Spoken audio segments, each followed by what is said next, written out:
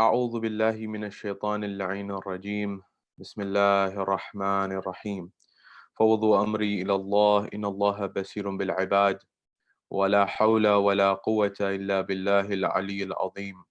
حسبنا الله ونعم الوكيل ونعم المولى ونعم النصير.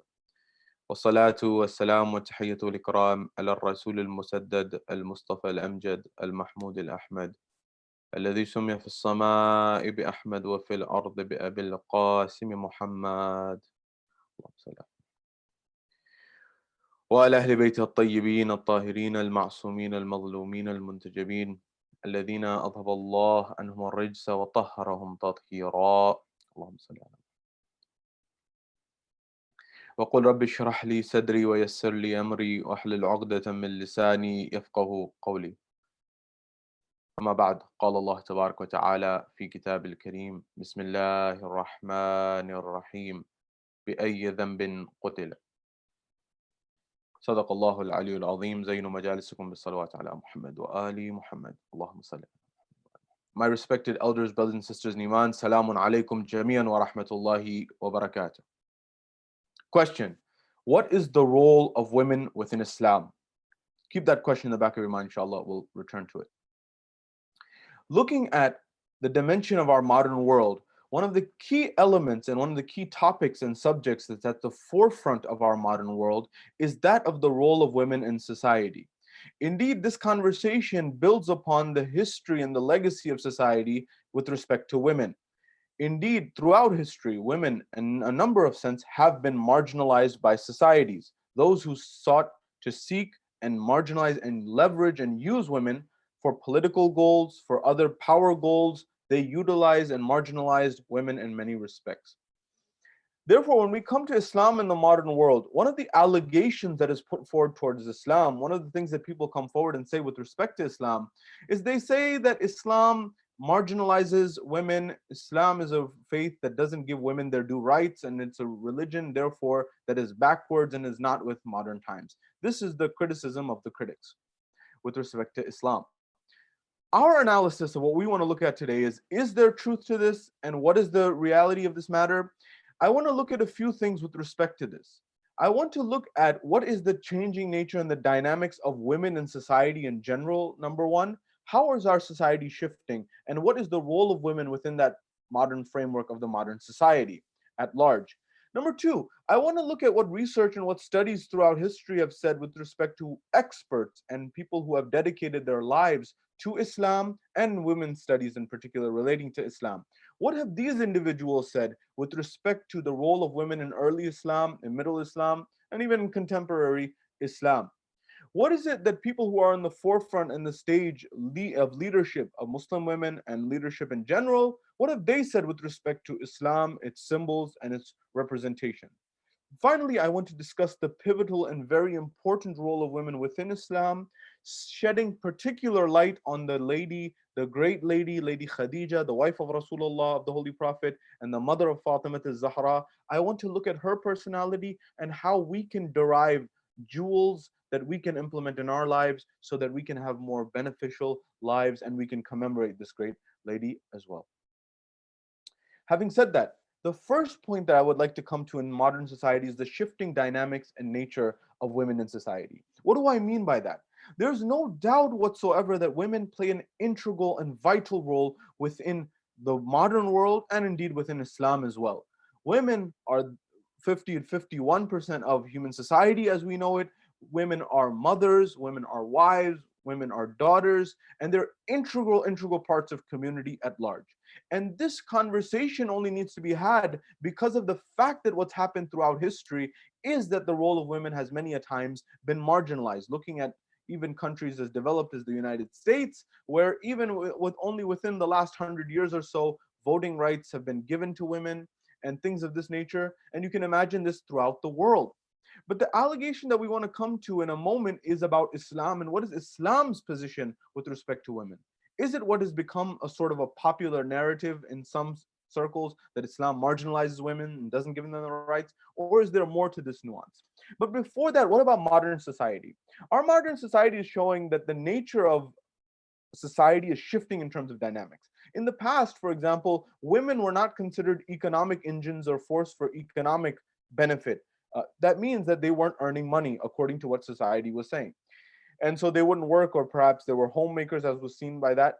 Another challenge of our modern world in terms of modernization and modernity, one of the main elements of what modernity has given us as separated and away from the benefits that it's given us, which I've been talking about numerously throughout the previous days and nights. It's given us numerous benefits in terms of income, and it's given us numerous benefits in terms of healthcare, and you name it. And there's many, many others that you and I can think of. At the same time, one of the byproducts and the side effects of modernization and modern societies is to put a value on everything that has to be material in nature, even though that material value doesn't do justice to the cause. What do I mean?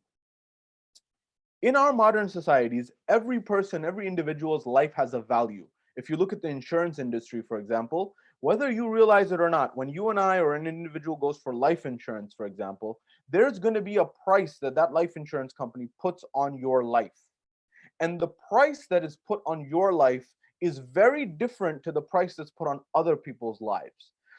For example, someone who is a celebrity, someone who is an athlete, someone who's a movie star, someone who is very wealthy and affluent in the business space, for example, that individual or those individuals will have a much higher rate of what they are paid out. That means the value of their life, their net worth, their value of their life will be determined in a certain sense from the economic terms to be very different than someone, for example, who doesn't have those accolades in the material sense. So for example, what does that mean? So I'm somebody who worked hard. I took care of my family. I looked after them. I worked. I served my community. But at some level, the economic value that my life has is not equated to somebody else. Why is that? Is that fair? Is that correct? And so one of the byproducts of what's happened in modernization is that women or mothers who are raising children, who are taking care of the house, homemakers, somehow the value of what they were doing for society became belittled. It was seen as something that was not as valuable. Why? Because it was not seeming to generate economic prosperity. It was not seeming to generate money and income. And indeed, there's an outlet that publishes every single year what would be the value of a mother, for example, in society. And indeed, every single year that number goes up. I know the last number that came forward was, if you enumerate all of the things that a mother does from morning to night, looking after the children, looking after the house, looking after all of the different things that job requires. And if you were to put a job description out for that, for someone to take that job, what is the salary you would have to pay them? And the number came out to roughly 132,000, 135,000 the last time I saw it. It may be going higher than that right now. The point that I'm driving at is, I would argue that that's not even sufficient. How can you put a numeric value? How can you put a monetary value on the love of a mother, on the affection of a mother, on all the dynamics that make someone a mother, who serves the family, who takes care and does it selflessly? In fact, this idea of doing things altruistically, that is without expecting any return, this was one of the elements that was perplexing Charles Darwin, the founder of, or the one who discovered the theory of evolution, the Darwinian theory of evolution. He said, one thing in my framework of this world that is based on survival of the fittest, that means the strongest species, the fittest species survives. He could not reconcile this might is right mentality, or this concept, or this theory. He couldn't reconcile that with one concept, and that concept was altruism. How is it that people, for example, how is it that parents look after their children without expecting anything in return? How is it possible? He was willing to forego all of that. This whole theory, he was willing to put his theory aside because he couldn't explain this. And yet mothers do this all the time. Women in society do this all the time. And what I want to talk about in our modern society is the dynamics, is the value of someone who's a mother, of someone who's a wife, of someone who's a daughter is tremendous, irrespective of monetary value or not. We need to move away from this. This goes back to the worldview. The worldview that we may have adopted, whether we realize it or not, is that someone's life value is based upon what they're generating in terms of income. And if you look at even some of the greats throughout history and throughout society, many people who are great, they didn't generate much economic incentives or economic value necessarily. There were people, for example, writers, people who wrote books and texts to help change and shape the world. Now, you may say those ideas led to economic growth. That would be a fair point, perhaps. But at the same time, there's thousands, no, there's millions of people who are helping make the world a better place through their hard work and sincerity every day. And somehow our world may not recognize it. And so we need to be mindful of the worldview that we adopt. In our modern world, women are, for example, going to university and college more than men, according to statistics. They're actually getting educated more. On top of that, they're graduating more than men. So this paradigm that existed before, even in our communities many times, where there was the man and the man got married to the woman and the husband and wife got married together, and then the husband worked, the wife stayed at home, and usually the man was educated because that required him, he used that to get a job. The woman stayed at home and was not necessarily as educated usually. Well, this whole model is turning on its head. The whole model is shifting. Well, how is this going to shift our lives? And this is very important to know because the dynamics are not what they used to be. Number one. Number two, I want to now come to Islam and its particular specifics. People have argued, many of who are lay people or many in the popular general population in the media have come forward and said Islam is a religion that marginalizes women, that puts them backwards, that doesn't give them their due rights. Is this true or not? Well, I want to go to experts who have dedicated their lives to studying Islam, to dedicating their lives to studying societies and Muslim societies. The example I want to give you is of Professor Ruth Roded at the Hebrew University in Jerusalem. This is someone who's not a Muslim, quite evidently. This is someone who's not even from a Muslim country, who's teaching at a non-Muslim institution, has no bias apparently in this domain. This researcher dedicated a significant amount of time to do what? To look at over 40 bibliographical studies of women in Islam. That is looking at the lives and times, and looking at how they lived of early Muslims, middle Muslims, and people in Muslim societies in the early days of Islam. And when she went through chapter after chapter, she wanted to see, is there evidence of women being marginalized in Islamic societies, of women being discriminated against, of women not being taken seriously, or any type of marginalization. When she went to, and by the way, bibliographical studies are not a chapter or two books. These are volumes, encyclopedia-like documents that can be very, very detailed in nature and take time to analyze and look at. After looking and analyzing these 40 different bibliographical studies, she found that there was no evidence in her research. She found no evidence of marginalization, discrimination, and seclusion of Muslim women in early society. It didn't exist. She said this is a myth that women have been marginalized. In fact, she argues that women in early Islam were people who were narrating traditions, ahadith as we would call them. They were narrators of tradition. They were people who, for example, had rights in society. They had rights as mothers, they had rights as daughters, they had rights as wives, where they were clearly delineated within Islamic teachings, where the chapter of the Quran, Surah An-Nisa, is very clear. There's an entire chapter dedicated to women in Islam. Islam was actually at the forefront in many of these dimensions relating to women, although the much of society was much behind the times, those times that she was looking at. I say this because according to studies such as the research at the University of Hawaii that looked at what is the most clear indicator of someone's religion in modern society. And the researchers found two particular religious identifiers. That is, what is it that someone wears externally, that if you see this, you know that they adhere to a particular religion and a particular faith. And according to the research at the University of Hawaii, they found two things stand out more than any other faith on the planet. Things that come to mind are, for example, the yarmulke that the Jewish community wears, and the Jewish faith wears, the men there, or other types of symbols. They found the two most clear indicators of someone's faith in the world today. Number 2 on the list was the turban that is worn by our Sikh friends, the people who adhere to the Sikh faith. Number 1 on the list, the most clear indicator of someone's faith in today's modern society, is the hijab that is worn by Muslim women. As soon as someone in society sees a lady who's wearing a hijab, whether they're Muslim or not, they recognize this is someone who adheres to the Islamic faith.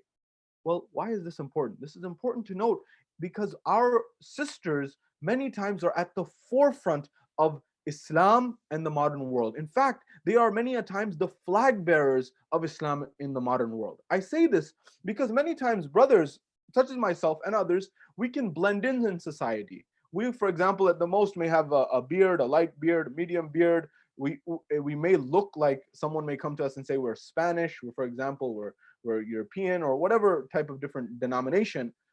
And at that point, people may be confused about what our faith identity is. It may not be so apparent relative to others. But at the same time, a sister who wears hijab, regardless of what her ethnic background is, she is very clearly identified as a Muslim. And many times what follows for many of our sisters is undue scrutiny, unfair scrutiny about, well, this hijab, is this something that is marginalizing you in society? Is this something that is taking away your rights? Are you, the buzzword that people love using, are you oppressed? Meaning, is this being opposed on you? Is your right being stolen away?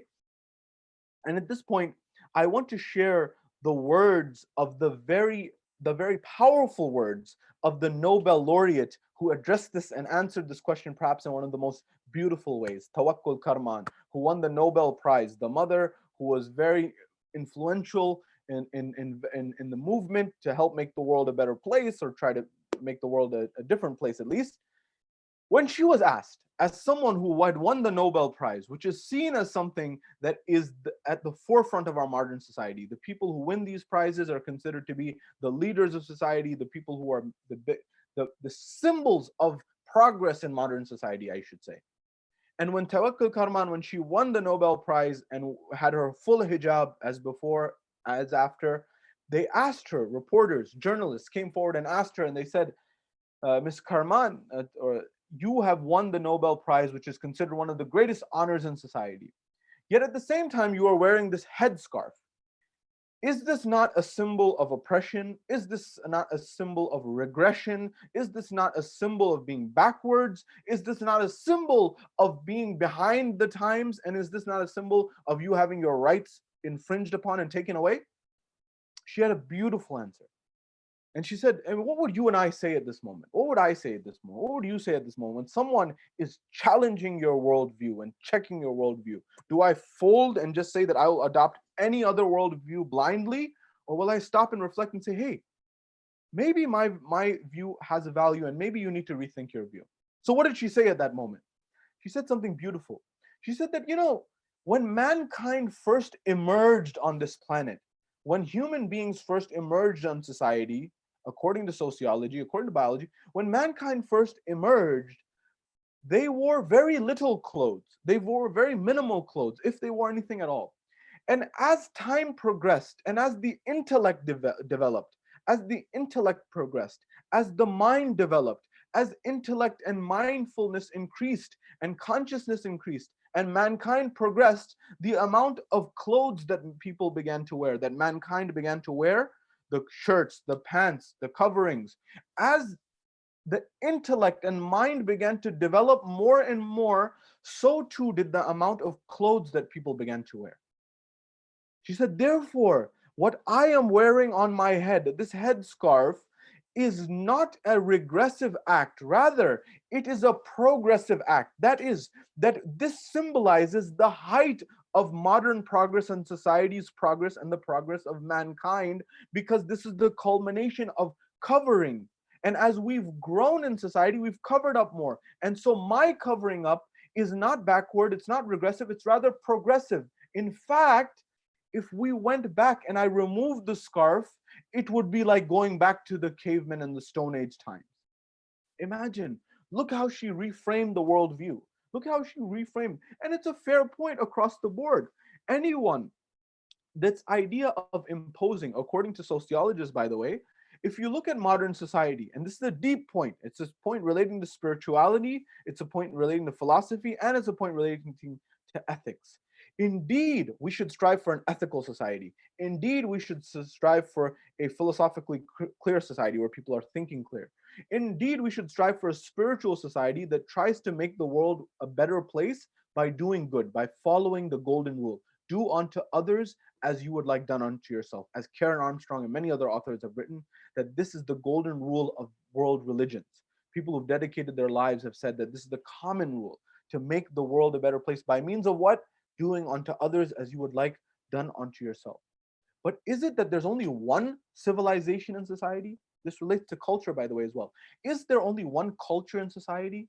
And many people in developing world, in the developing economies, the developing countries of the world, in Africa, in Asia, and other parts of the world, have asked this question, and they said, fair enough, we want to develop, we want to modernize, we want to have a culture, we want to have civilization, but hold on a second.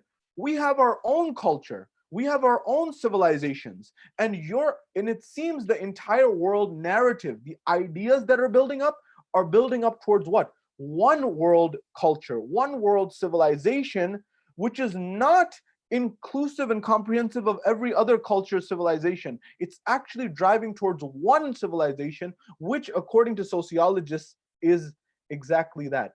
A Western, Anglo-Saxon, a white Western European American vision of what culture and civilization is. And sociologists have rightly argued that this is not how it should be. What about African civilization and culture? What about Asian civilization and culture? Not only continent-based, but the different countries within it. What about Ugandan civilization and culture? What about Indian civilization and culture, Pakistani civilization and culture, Arab civilization and culture? Are those not civilizations and cultures? Why should the entire narrative be driving towards one culture and civilization, which is dominated by one worldview that is of Western European American view, Anglo-Saxon, what sociologists have argued is a white worldview? Is this fair to others? Is this fair to others as well? That's something that our world and we as part of the world need to reflect on. Islam had a civilization and a culture as well, similar to African civilization and culture, similar to Jewish civilization and culture, similar to Christian civilization and culture. Faiths have civilizations and cultures. Regions, countries, nations have civilizations and cultures, and there are good elements, and there may be some questionable elements in all of them. The reason I say this is because what is your worldview? Will I fold under the pressure, or will I stop and reflect and say, hold on a minute, just because you're imposing a view on me doesn't necessarily make you right. I may have a view as well, and that may be just as valuable as your view, if not more so. Never fall prey to an inferiority complex. It is attributed to Imam Amir al-Mu'mineen that two people are doomed. The one who overestimates his ability and the one who underestimates his ability. The one who does not know their self-worth is destined to doom, because you will either overestimate what you're able to do or underestimate what you're able to do. To have a philosophically clear view of what your vision, what your purpose is, and what your value is. And by the way, you can always develop your value. All of this is extremely important. Do not let anyone step on your worldview without first having a discussion about it internally and actually understanding what is my real worldview and how does it add value to the world. And is it necessarily that I have to adopt everyone else's worldview just blindly? That's an important point to note. Nonetheless, with respect to Islam in particular, in our view, in particular, as follows Ahlul Bayt alayhimus salam, women play a pivotal role and have from the beginning all the way to the middle and all the way to the end, with the culmination of Sahib al-Asr al-Zaman. How and so? How so? When we look at the early days of Islam, what was the dynamics before the advent of Rasulullah and the message of Rasulullah? What was happening before Rasulullah's message? It's important to note. There's a moment in time we're told where Rasulullah is sitting with some of his companions. It's attributed to have said that Rasulullah is sitting with some of his companions. And the conversation started about, was there a sin or some act that someone did that was before Islam, in the era of what is called Ayyam al-Jahiliyyah, the era of ignorance, that someone did that was life-shaking, that was heart-shaking, that was maybe even heart-wrenching, that they can't imagine now that Islam has come and life has been reformed, that they could have done something like that back then. You know, Islam, as I mentioned, the works of Ruth wrote it. If you even go further than this, in the time of the Ottomans, research showed that in Ottoman Turkish the Islamic government there, over 40% of the waqf, the charitable endowments that were established there, were established by women, and they ran those. This was unheard of at the time in Europe and throughout the world. So Islam has this legacy. I say this because what was happening in pre-Islamic Arabian Jahiliyyah Arabia before Islam? Not always, but many a time. So they're gathering. Rasulullah is sitting with his companions, and when he's sitting with his companions, the conversation starts. Who did something? Who did something that was unfathomable today? One man began to share. He says, Rasulullah, I want to tell you, there was something that shook my heart. There was a sin that I did. There was something that I did when I didn't know before Islam that I can't fathom. The people began to ask, what is it? He says, well, my tribe and the tribe from what is now modern day Iraq, our people from Mecca and Medina, the Hijaz region, we had a battle with the people of what is now called Iraq. When we had this battle, when we had this struggle, the people of Iraq won. When they won this battle, they took our women as hostage. They took our women with them. When they took our women, some of them married our women eventually as well. After many years passed, we eventually signed a peace treaty with them. And when we signed a peace treaty with them, we said that we want our women back. We want our daughters back. We want our children back, who were children at the time and now had gotten older. At that point in time, this man says, Ya Rasulullah, what happened there was when we had come to this peace agreement and we said that we want our daughters back, we want our women back. At that point in time, the leaders and the chieftains on the other side said, from what is now Iraq, Mesopotamia, or the likes, they came forward and said, look, we will give the women and the daughters of yours back on the condition that they first choose what they want to do. Because some of them have married, some of them have started their own families here, they've been living here for years now, and so we'll give them the option. Do you want to go back or do you want to stay? Said very well, and we came to an agreement. When we came to an agreement, this man said that my daughter, who had gone and been taken prisoner, she had married and started a family there. She chose to not come back. She stayed. When I saw this happen, I became enraged. And I said, I made a vow, this man says. The vow was, if ever I have a daughter, what he said, if ever there's a daughter at any moment in time, he says, I will bury that daughter alive. This is what he said. Imagine. And so one daughter after the other would be born, and he would bury her alive. Imagine, for those who have daughters, how barbaric this can be. So the companions asked, what else? What else happened after that? What happened next? He said, well, after some time, I was on a business trip, and when I returned home, my wife was expecting when I had left, and when I came home, she was no longer expecting. When she was no longer expecting, I stopped and I paused and I asked her, you know that you were expecting, where's our daughter? Or our son, or our child? At that point in time, the wife said that that child was stillborn. The child died in birth or before birth. He said, I became sad, but I expected it. I knew this is common. I didn't think much of it. As time progressed, we had a girl who used to come to our house, and she would help my wife clean in the house. She would help my wife with chores around the house.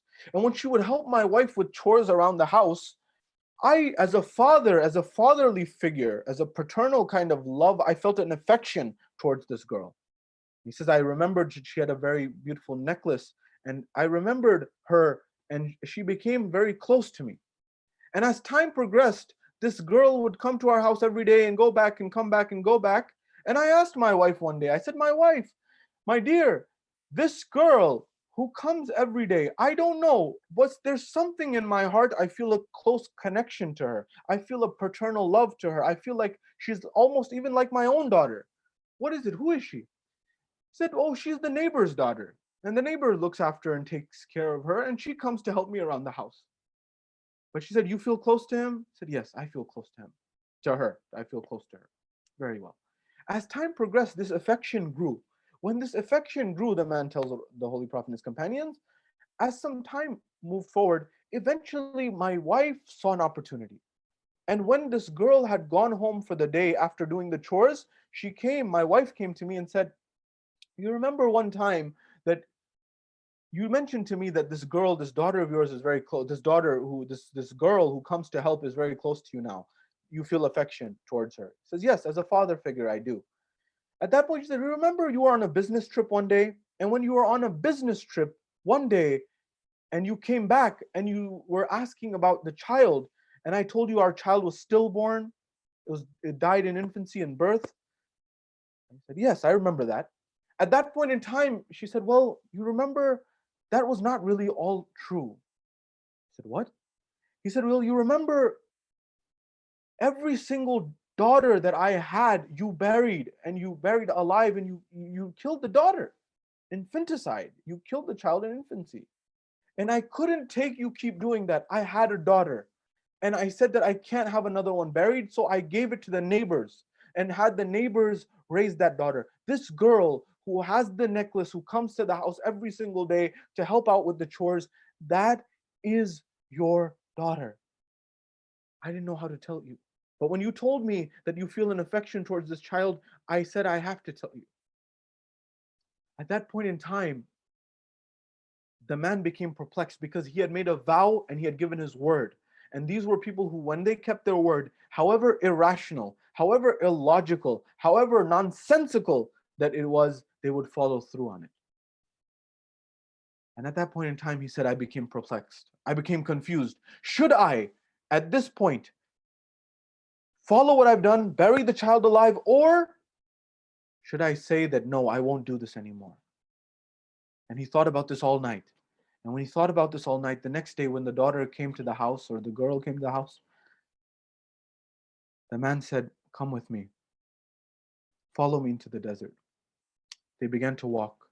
And when they began to walk, the man says to the Rasulullah and his companions, he said, we got to a place in the middle of the desert, far away from anyone else, and I began to dig a ditch and a hole into the ground. I began to shovel sand out of the ground. And when I began to shovel sand out of the ground, one after the other, one after the other, one after the other, at some point when the hole in the sand became big enough, I took this girl who was my daughter and I threw her into the sand.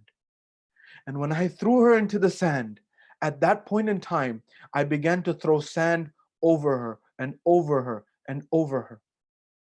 And when I began to do this, she began to scream out to me and say, Baba, Dad, my father, why do you do this to me? Why do you bury me alive? I am your daughter, I am your daughter.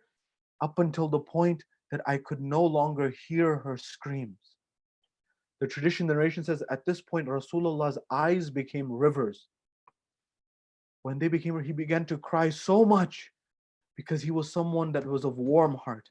He said that this is the act of a barbaric nation, a hard-hearted, cold nation. And the rahmah, the blessings, the mercy of Allah never descend on a hard-hearted nation. This is what the state was before. This is why the Quran says, the verse that I recited at the beginning, وَإِذَا الْمَوْعُودَةُ سُئِلَتْ بِأَيِّ ذَنْبٍ قُتِلَتْ. That on that day, on the day of judgment, the infant child, the infant daughter will cry out to God, to Almighty Allah, and say, for which of my sins, what did I do? For which of my sins was I killed? Was I punished with death and buried alive? This is that nature. This is the society that Rasulullah shifted in a 23-year period to make a society where it said that women and daughters in particular are a blessing and a rahmah from Allah subhanahu wa ta'ala. This is the beginning of Islam. And the foundation of Islam was laid by Lady Khadija salamullahi alayha, the wife of Rasulullah, the mother of Fatimah al-Zahra, who gave everything for Islam. They say that Islam could not have been established were it not for Rasulullah's message, were it not for the sword of Ali ibn Abi Talib and in the defense of Ali ibn Abi Talib, and were it not for the wealth of Lady Khadija salamullahi alayha. Lady Khadija came from a very prestigious family, a family that was responsible. There were certain councils within Arabia at that time. There were elements of Arabian society that were good. They had, for example, they kept their word and they stuck to it at times. If it was good, that was something that was positive. For example, they were very generous at many times. There were traits that they had that were good. There were certain councils within Arabian society that Lady Khadija's family was a part of and many a times helped to establish, such as there was the food council. There was, for example, councils, for example, for the giving water to people who are visitors, for example. There were different councils, for example, Darun Nadwa, for example. The Judiciary Council, Lady Khadija's family was responsible for that. And what I want to drive at here is that she was serving even before Islam, but in particular in the culmination of her personality and her being her absolute trust in Rasulullah and her absolute love. You know, some people have made the allegation, hasha lillah, some Orientalists, that Rasulullah, that this marriage of Lady Khadija and Rasulullah was, God forbid, a marriage of convenience. This is what some have argued. And Karen Armstrong, the writer of various religions, who's written numerous books, History of God and the likes, she is someone who's dedicated her life to studying Islam as well as Judaism, Christianity, Hinduism, Confucianism, Buddhism, and she looked at the life of Rasulullah in depth. And she said, far from being a marriage of convenience, I am convinced that Muhammad loved Khadija deeply and dearly. And why wouldn't he? Because she was the first one to support him in every respect. She's the one who gave not only her property, she gave her life and her being for Rasulullah. That she would trust him in every respect, in every dimension, no matter what society said. And it was not easy because society, she was a very prestigious person in society. And despite this prestige, sometimes when you're in a prestigious position, a position of honor and dignity in society, and you do something against the grain and you do something different, you get more scrutiny than others. Because others, people say, you know, it wasn't doing much anyways. But this person has societal prestige. Lady Khadija gave everything. And the women, to the point that when Fatima al-Zahra, her daughter, was to be born, the women of Quraysh had boycotted her and they said, we will not help with this birth of this child because you helped the orphan Muhammad, referring to Rasulullah. She didn't waver. Allah made sure that if the women of Quraysh will boycott, the Meccans will boycott, we will make sure that Fatima al-Zahra is born through our blessing. How? Allah sent angels and the women of paradise to make sure that this child is born. This is for no coincidence that Lady Khadija is one of the great women of society, along with Asiya, along with Maryam, along with Fatima al-Zahra, of course, Khadija salamullahi alayha, the four of paradise. She gave everything. And by the way, she's that entity that she's the culmination of Islam. Islam begins with the support of Khadija from the women, and it will end and culminate with the support at the end. How? In the mission of Imam Sahib al-Asri wa Zaman, in the mission of Imam Mahdi, the awaited savior, traditions say very clearly that there will be at least 50 women who are supporting the Imam. And if not more than that, there will be up to 700 in some traditions, 800 in some traditions, even more than that at times. And what the scholars say is they will come in phases. But the 313, which are the generals of the Imam's army, at least 50 of those are women. Women play an integral role in the mission of the Imam. Lady Khadija laid that foundation for those women who will be with Imam Sahib al-Zaman. The first role model to emulate is Lady Khadija, who gave everything in her life. You know, she would spend with her money. Rasulullah would send 50 messengers and ambassadors for tabligh, to send the message of Islam to places like Yemen in the south, or Egypt in, for example, the west and north, and all the way to Sham and Damascus, and all the way to the Romans and the Byzantines and throughout. And she would support and fund that up until the point that in the valley, towards the end of her life, in the valley of Abu Talib, Sha'bi Abi Talib, Rasulullah is in a position where Lady Khadija is given everything and she is doing everything to help others, but her life is now on the line. She's eating the leaves of plants. She's eating the bare minimum necessities to survive. Someone may say that she gave her wealth. No, she didn't just give her wealth, she gave everything. To the point that when she's in her final moments, Rasulullah comes forward, and Rasulullah does not have a shroud according to traditions for her. He does not have a kafan, a shroud to when she is leaving this world and she's left this world and she's died and she's passed away and she's given her life for Islam and the religion. Rasulullah doesn't have a shroud for her. At that point in time, Jibreel, we are told, descends, and Jibreel comes forward and says, Ya Rasulullah, O Holy Prophet, Allah has sent a shroud. And He sent 5 shrouds. He says, one is for Khadija salamullah alayha. One is for you, Ya Rasulullah. One is for Ali ibn Abi Talib. One is for Fatima al-Zahra. One is for Al-Hassan al-Mujtaba, your grandson. Allah does not will that she does not have a kafan. At that point in time, Rasulullah says, Ya Jibreel, what about my grandson? It is attributed to have been said, what about my grandson, Husein? At that point in time, Rasulullah is told by Jibreel that Allah wills that the struggle and the tragedy of Karbala that Husein will go through, he will not be given a kafan. His kafan will be the dust of Karbala, and his ghusl will be his own blood, so to speak. But Lady Khadija, at every moment, she gave everything up until the point it said that she did not even have a shroud. But Lady Khadija, 1,000 salams upon you. Come to Karbala, where Husayn ibn Ali is on the ground.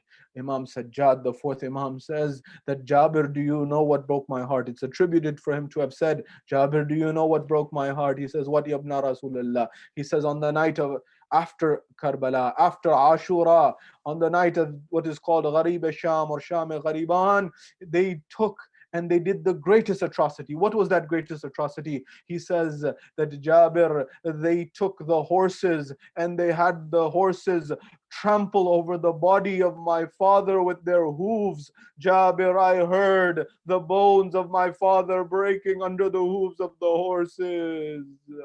Jabir, do you know what it's like for a father to hear this and suffer this trauma?